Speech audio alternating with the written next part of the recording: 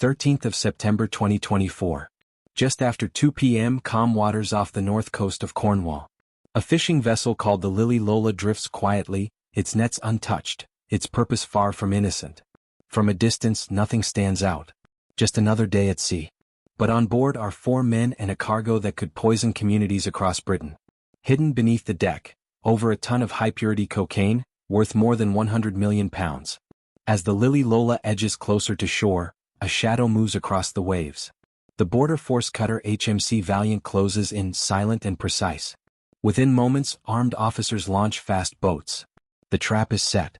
When they hit the deck, the calm shatters, boots pounding, voices barking, hands raised.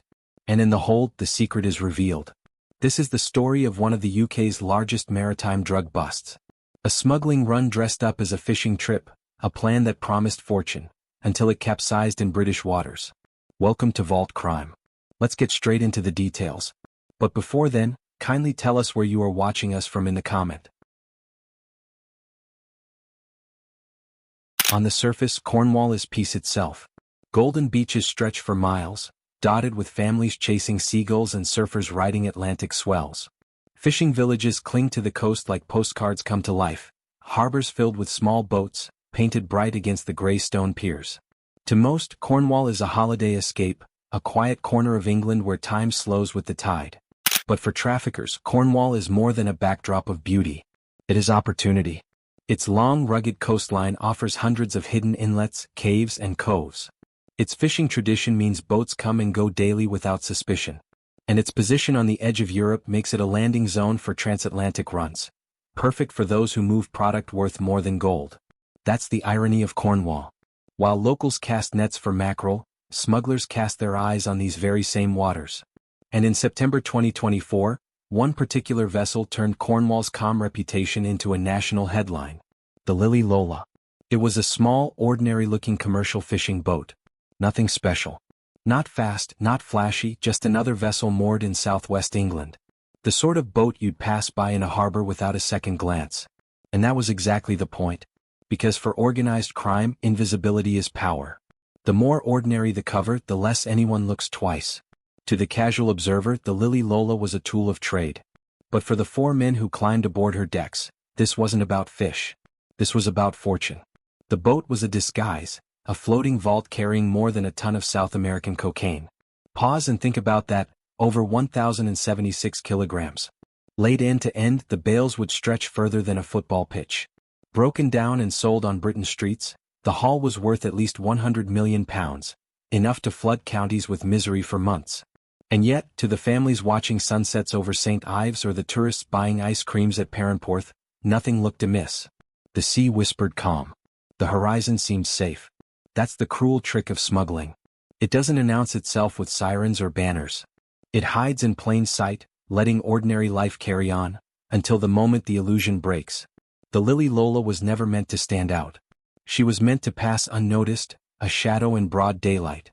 But behind her wheel was a man with no real fishing history, a man who had paid far too much in cash for a boat that would never cast a net.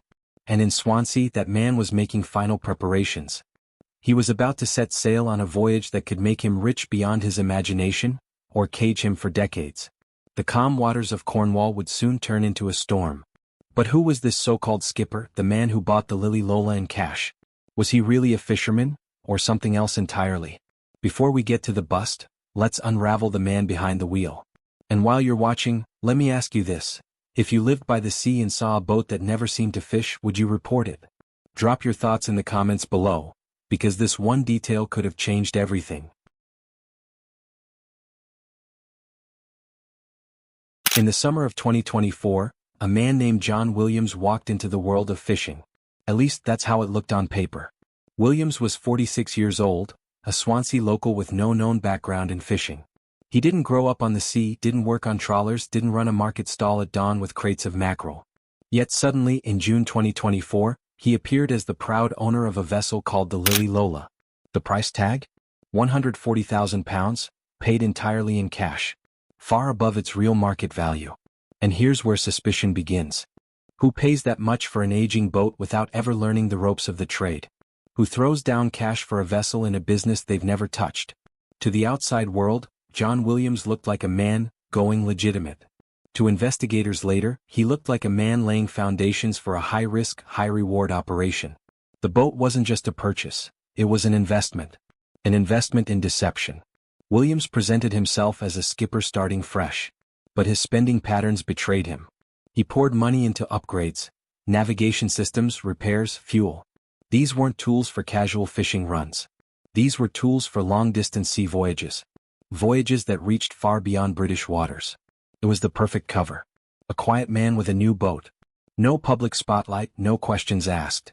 To neighbors in Swansea, he was just another man trying his hand at something different.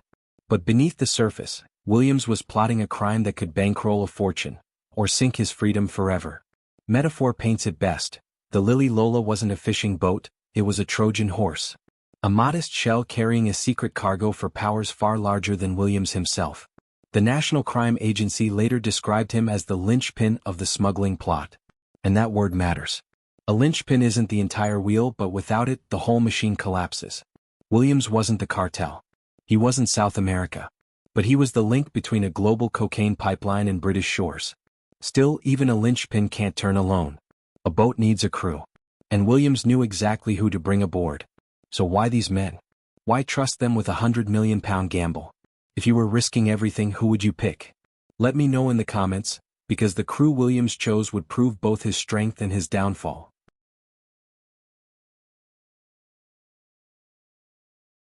Every smuggling run needs more than a captain. It needs hands to haul, eyes to watch, and shoulders to bear the risk. On the Lily Lola, John Williams was joined by 3 men, each with their own role, their own flaws, and their own secrets. First, Patrick Godfrey, 31 years old, another Swansea local. On the day of the bust, he was found asleep on deck. But don't mistake that for innocence.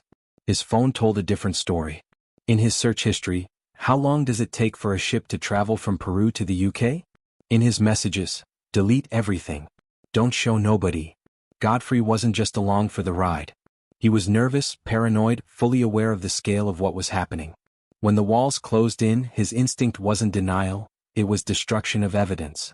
Next came Michael Kelly, 45, from Manchester. He was found in the accommodation area during the raid. His defense? He told officers he thought it was a fishing trip. But Kelly had made no preparations for fishing. No rods, no nets, no bait. Nothing. What he did have, however, was a suspicious financial record. In the weeks before the voyage, his debts were cleared. Large sums appeared and disappeared from his accounts.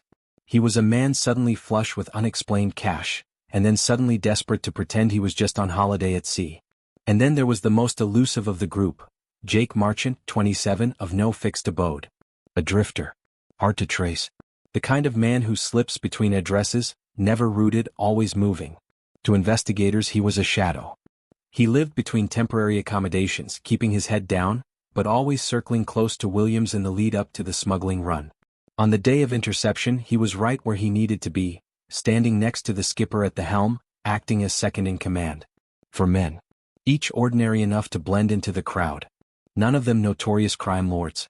No gang tattoos, no tabloid headlines before this day. Just foot soldiers in a much bigger game. And that's what makes this crew so striking. They weren't glamorous kingpins. They weren't street dealers on corners.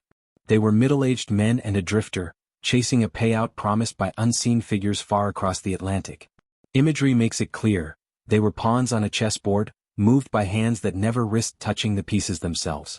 The plan was straightforward: sail in from international waters, anchor near Cornwall, and discreetly offload the cocaine into smaller boats or coastal vehicles. A quiet transaction, wrapped in the disguise of a fishing trip.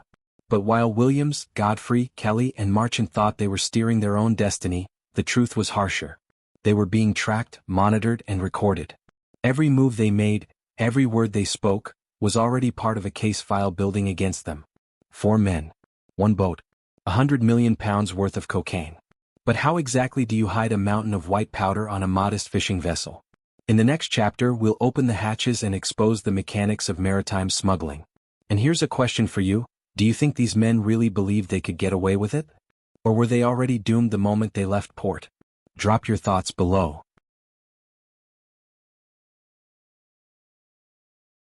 Every criminal empire has its business model. For cartels, cocaine is the commodity. For smugglers, the sea is the highway. The Lily Lola was never bought to fish. She was built into a mule of the ocean. From the outside, ordinary, chipped paint, rust-stained deck, the smell of diesel. But inside, she was gutted and rebuilt with purpose. Hidden compartments were carved into her hull, reinforced and waterproofed. Cavities designed to swallow packages whole, away from curious eyes. And what those cavities carried was staggering. 1,076 kilograms of high-purity cocaine. Not chopped, not cut, not diluted with fillers. Wholesale grade straight from South America. Imagine it, each tightly wrapped bale a coffin of powder, each brick stamped with coded cartel markings, silent signatures of who owned what. How did it get here? The answer lies in the sea lanes stretching from the Americas to Europe.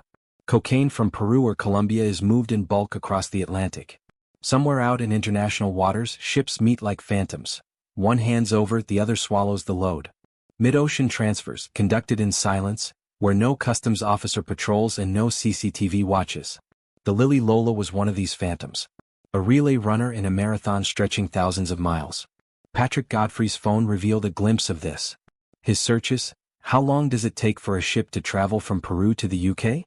Not the kind of curiosity sparked on a holiday cruise. It was the language of logistics, of scheduling a narco pipeline. The mechanics didn't stop at the sea. Once ashore, the plan was simple. Move the cocaine into smaller boats or load discreetly into waiting vans along Cornwall's rugged coves.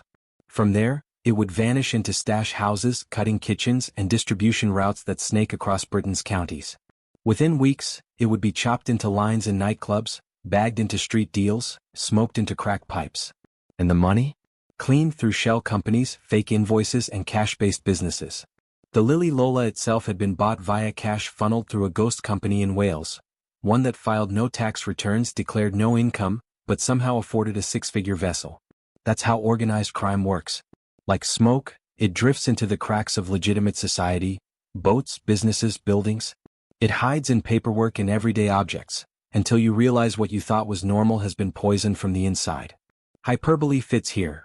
This wasn't just fishing equipment repurposed. It was an industrial-grade syringe injecting poison straight into Britain's bloodstream.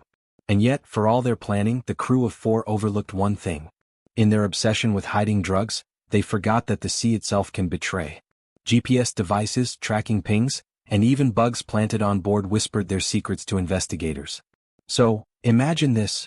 You're sitting at home, scrolling your phone while just offshore a 100 million pound cargo is floating by. Would you ever guess? In the next chapter, we'll dive into the silent hunt, the months of intelligence, surveillance, and wiretaps that closed the net around the Lily Lola. And let me ask you, do you think law enforcement got lucky here, or did the smugglers make it too easy? Comment your take, because this cat and mouse game is where the story really tightens. Smuggling thrives on invisibility. But invisibility is only powerful until someone starts to look closely. Months before the Lily Lola slipped out of Swansea, the National Crime Agency had already been watching. Not through binoculars on a cliff, but through the quiet power of intelligence. Tracking movements, following money, listening in on devices. John Williams had been making strange trips out to sea. Voyages that lasted hours, even days, but never brought back fish.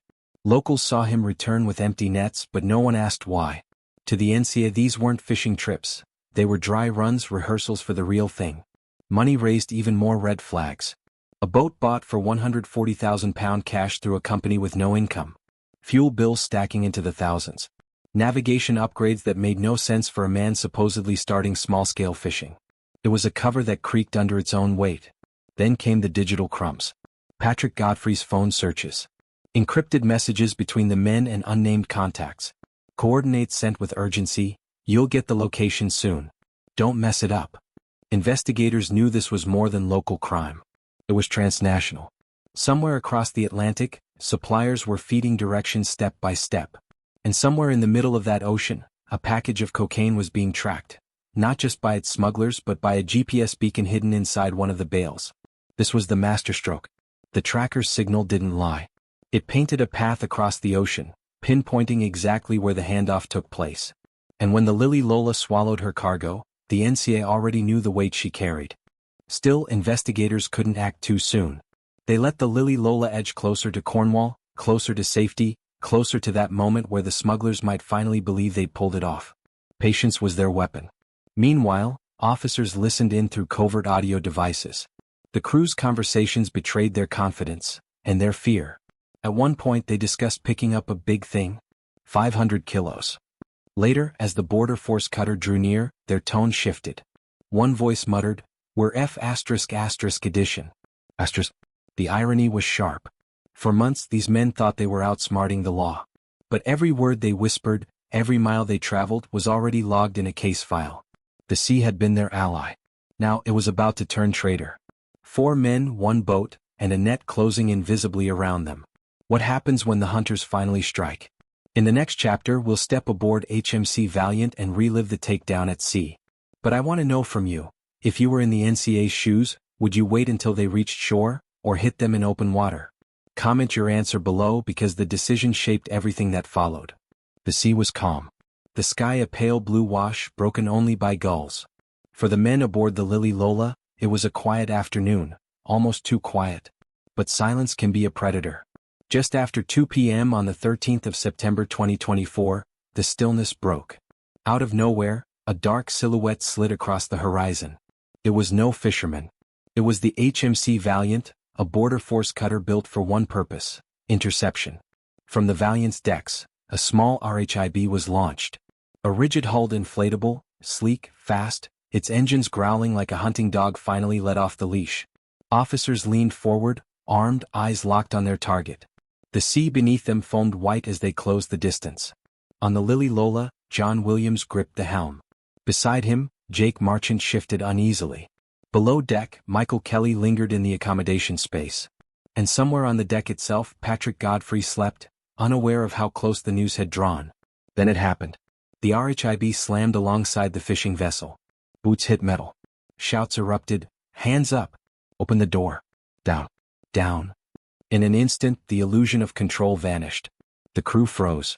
There was no chase, no dramatic escape. Just 4 stunned men, faces pale, hands trembling. They complied. Maybe out of fear. Maybe out of resignation. Maybe because deep down they already knew, the game was over.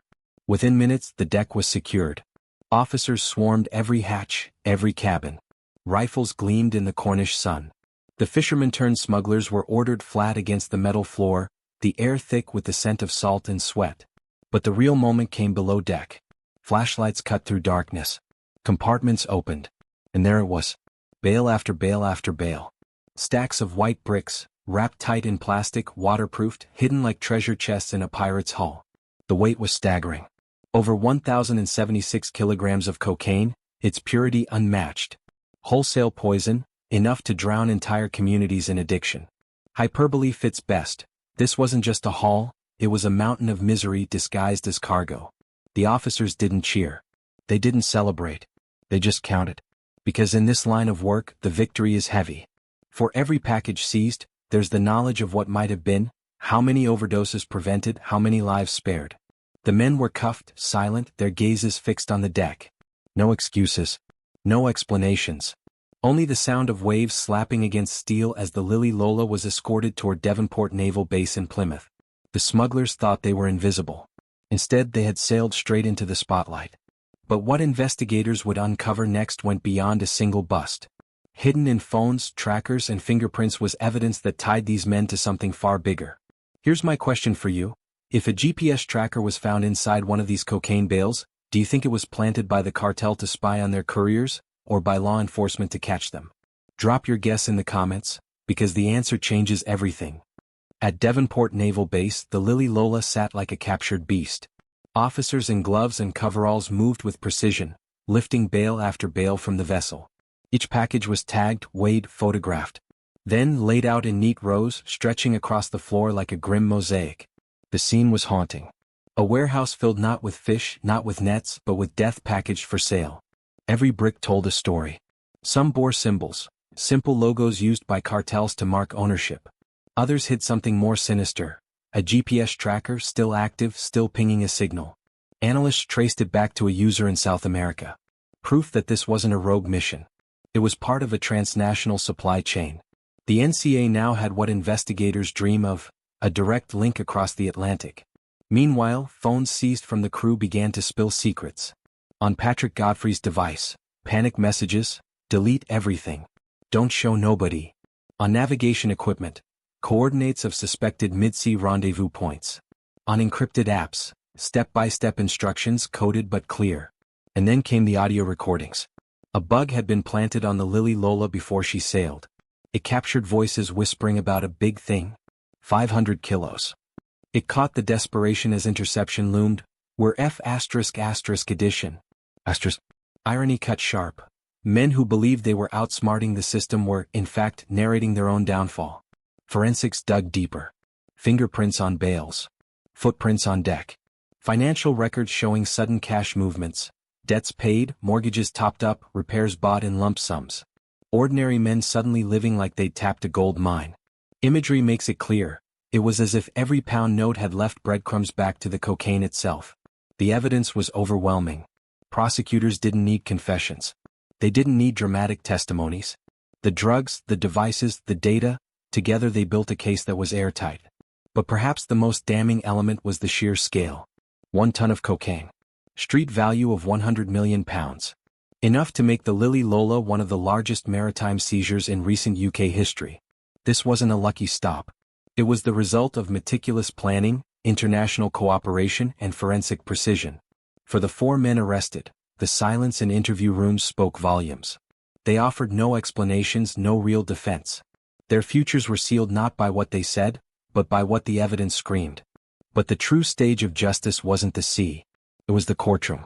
4 men would face a judge, each hoping to escape the full weight of the evidence. In the next chapter we step inside Truro Crown Court.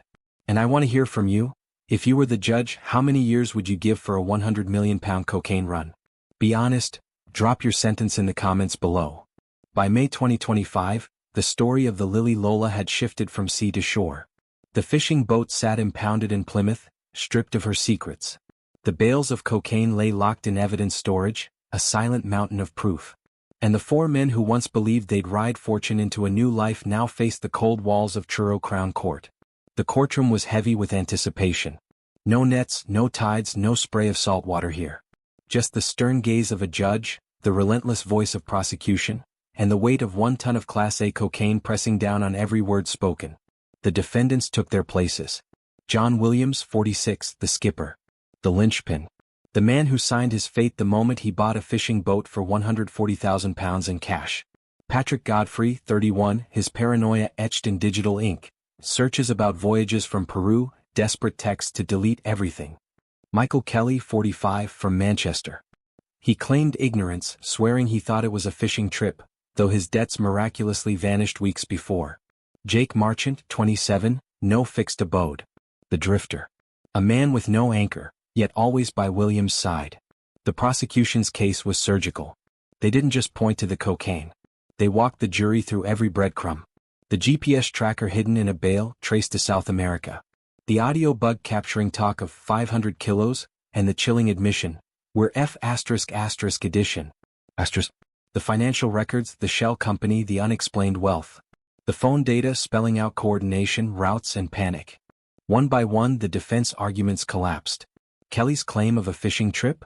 Shattered. No rods, no bait, no catch. Godfrey's insistence of ignorance? Undone by his very own search history. Marchant's just along for the ride angle? Wrecked by his role at the helm. And Williams? The skipper, the buyer, the man at the wheel, he couldn't deny the evidence stacked against him like the very bales of cocaine pulled from his boat. The judge's words cut sharp. This was not a one-time error. This was industrial-scale smuggling. Each of you was trusted with a role in a pipeline worth £100 million. You knew the risks. You chose the rewards. And now you face the consequences. Sentences fell like hammer blows. John Williams, 26 years. Patrick Godfrey, 25 years. Michael Kelly, 21 years less for pleading guilty. Jake Marchant, 18 years less for pleading guilty. In total, 90 years of prison time handed down. Inside the dock, faces remained blank. No tears, no apologies, just the reality of decades lost. Outside, the NCA called it a landmark win.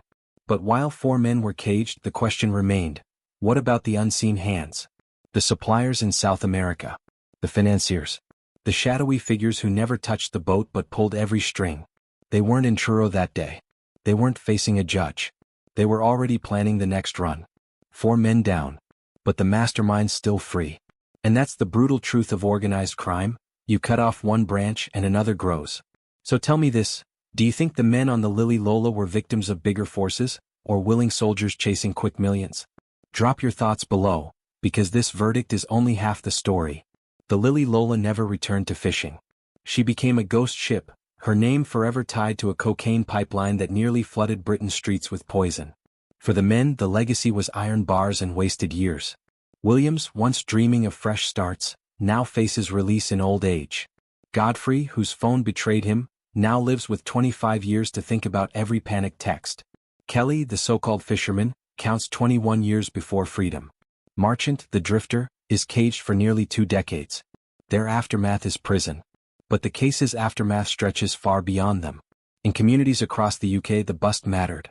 1 ton of cocaine seized meant fewer overdoses, fewer broken homes, fewer corners drowned in drug wars. For every kilogram locked in evidence storage, 100 deals never happened. The NCA called it a pipeline disrupted. But they didn't call it destroyed.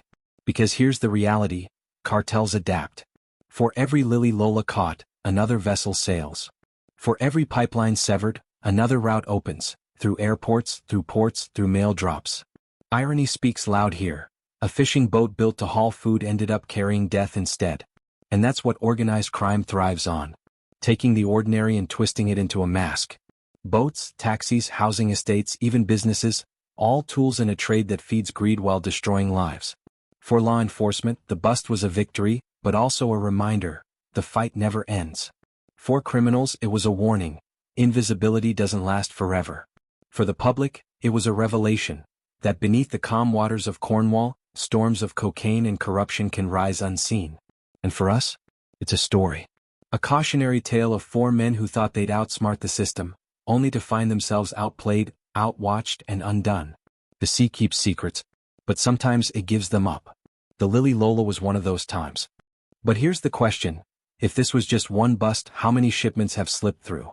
How many tons of cocaine made it onto Britain's streets that no one ever saw? That's the chilling part. And if you want me to keep exposing these hidden stories of the UK's underworld, don't just watch, comment, subscribe, and share. Because the more voices that demand these truths, the harder it becomes for crime to hide in plain sight.